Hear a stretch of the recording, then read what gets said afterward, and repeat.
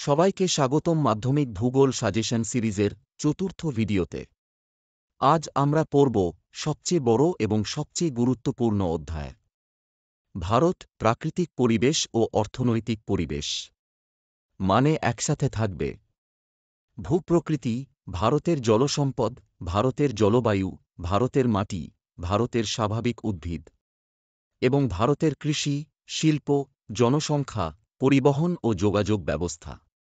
তাই একদম শেষ পর্যন্ত ভিডিওটা দেখবে, কারণ এখানে দেওয়া প্রশ্নগুলোই মাধ্যমিকে প্রশ্নপত্রে দেখা যায়। প্রথম অংশ, প্রাকৃতিক পরিবেশ। ভূপ্রকৃতি। চলো শুরু করি ভারতের ভূপ্রকৃতি থেকে। এখানে যত সংজ্ঞা আছে প্রায় প্রতিটিই মাধ্যমিকে আসে। প্রশ্নের মান 2। 1. কাশ্মীর উপত্যকা কাকে বলে? 2. তরাই কি? 3. দুন কি? 4. খাদার কাকে বলে? 5. ভাঙ্গর কাকে বলে?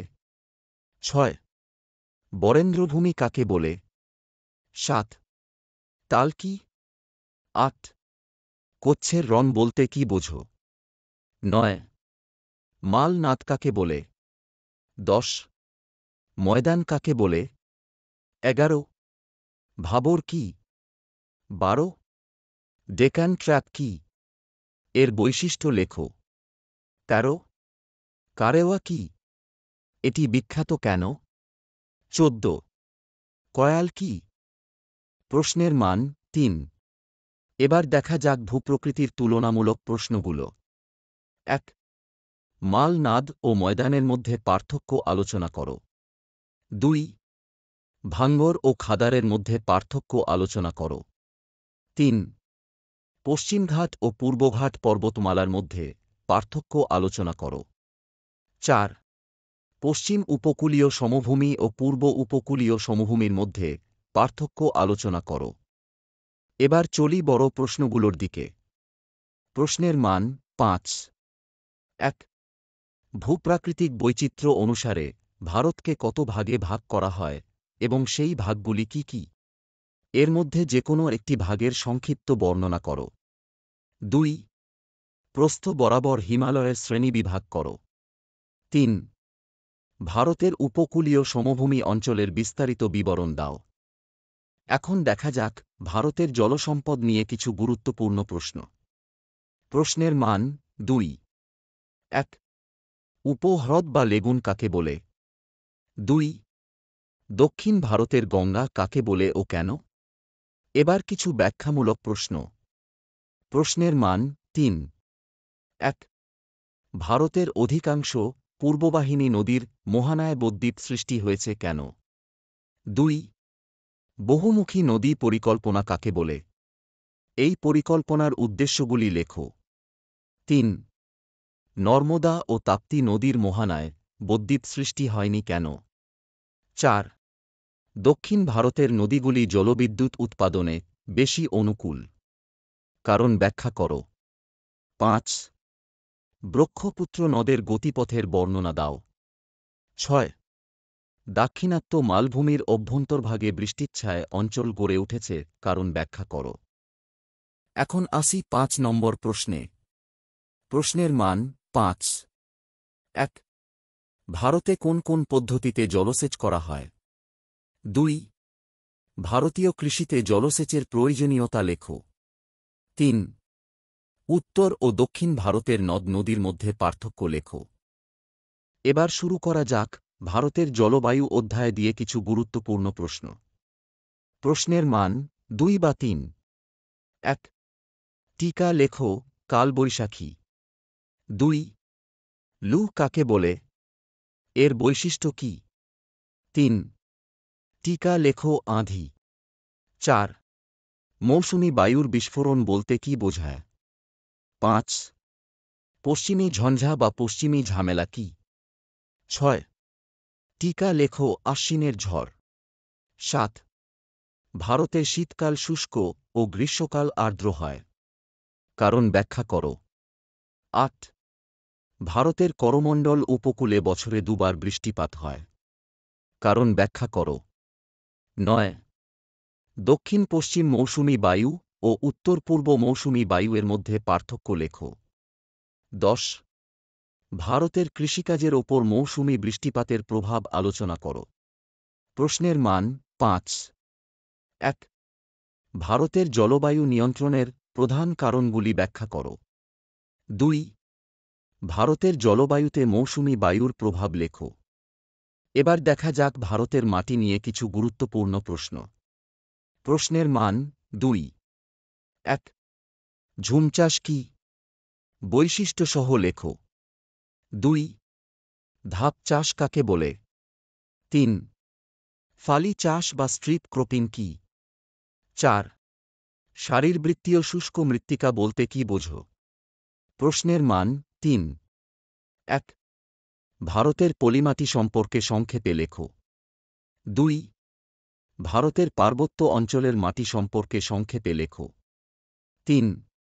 ধাপ চাষ ও ফালি চাষের মধ্যে পার্থক্য লেখো। 4. পলিমাটি ও কালো মাটির মধ্যে পার্থক্য লেখো। প্রশ্নের মান 5. 1. ভারতের মৃত্তিকার শ্রেণীবিভাগ করো এবং যে কোনো 2 প্রকার মৃত্তিকার বর্ণনা দাও। অথবা ভারতের পলিমৃত্তিকা এবং কৃষ্ণমৃত্তিকার বৈশিষ্ট্যগুলি সংক্ষেপে আলোচনা করো। 2. মৃত্তিকা ক্ষয় কাকে বলে? ভারতের মৃত্তিকা ক্ষয় বা ভূমিক্ষয়ের কারণগুলি লেখো। 3. মৃত্তিকা ক্ষয়ের ফলাফলগুলি আলোচনা করো। এখন দেখা যাক ভারতের স্বাভাবিক উদ্ভিদ থেকে প্রশ্নগুলো। প্রশ্নের মান 2 বা 3. 1. জাঙ্গল উদ্ভিদ বা জেরোফাইট কাকে বলে? 2. সামাজিক বনসৃজন কাকে বলে? এর উদ্দেশ্য বা সুফলগুলি লেখো। 3. সামাজিক বনসৃজন ও কৃষি বনসৃজনের মধ্যে পার্থক্য লেখো। 4. কোন বনভূমিকে চিরগোধূলির অঞ্চল বলা হয় এবং কেন? 5. বাদা বন কি? 6. আলপীয় উদ্ভিদ কাকে বলে? 7. পুনঃবনসৃজন বলতে কি বোঝো? 8. ভারতের ম্যানগ্রোভ উদ্ভিদের সম্পর্কে সংক্ষেপে লেখো। প্রশ্নের মান 5. 1. ভারতে প্রধান স্বাভাবিক উদ্ভিদের শ্রেণীবিভাগ করো এবং যে কোনো 3টির সংক্ষেপে বর্ণনা করো।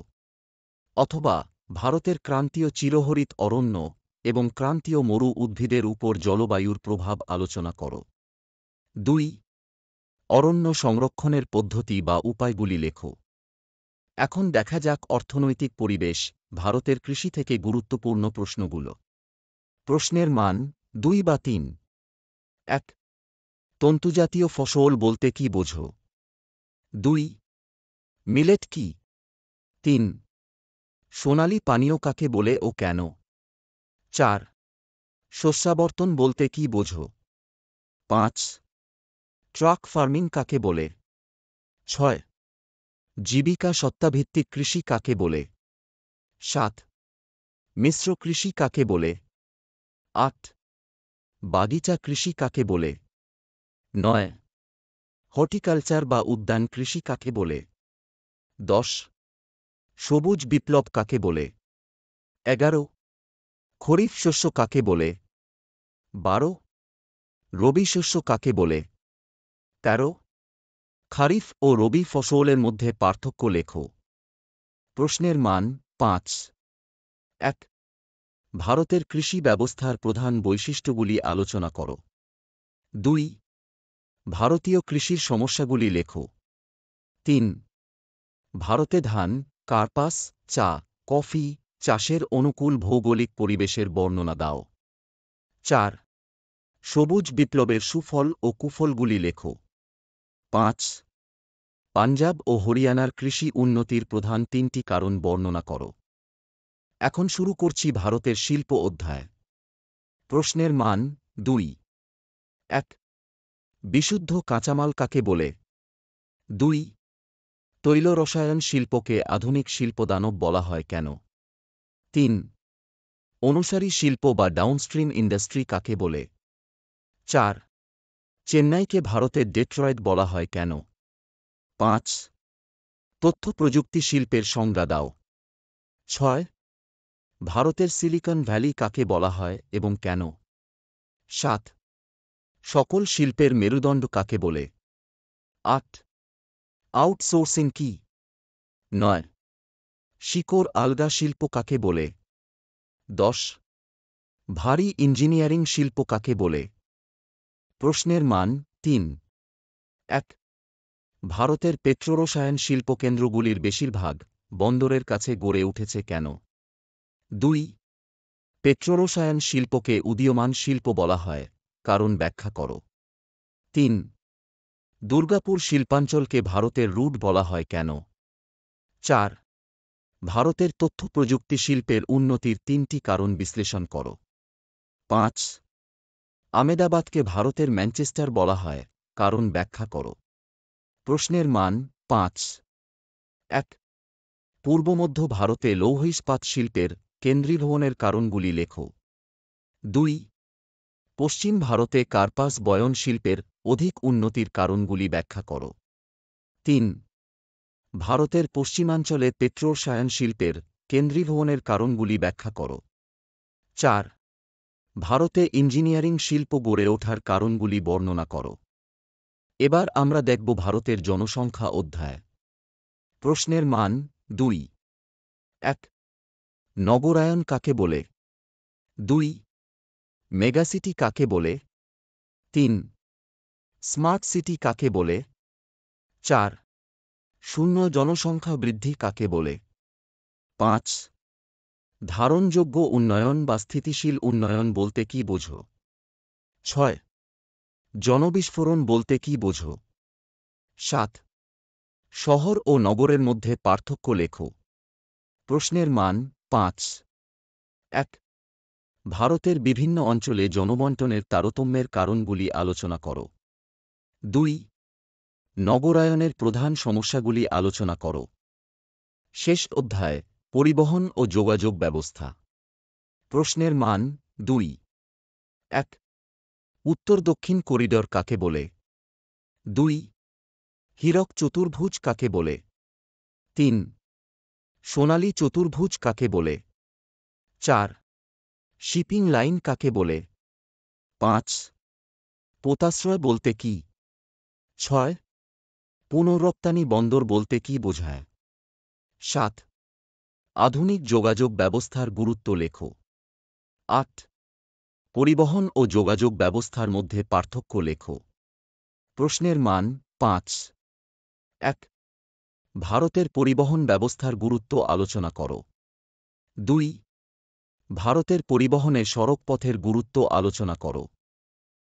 তো বন্ধুরা, আজ আমরা সম্পূর্ণ দেখে নিলাম ভারতের প্রাকৃতিক ও অর্থনৈতিক পরিবেশের সব গুরুত্বপূর্ণ সাজেশন, যেখান থেকে মাধ্যমিক পরীক্ষায় 90% প্রশ্ন আসে সরাসরি। ভিডিওটা যদি উপকারে আসে তাহলে লাইক করো, শেয়ার করো আর সাবস্ক্রাইব করে রাখো আমাদের চ্যানেল। পরিশ্রম করো, আত্মবিশ্বাস রাখো, তোমার সফলতা নিশ্চিত।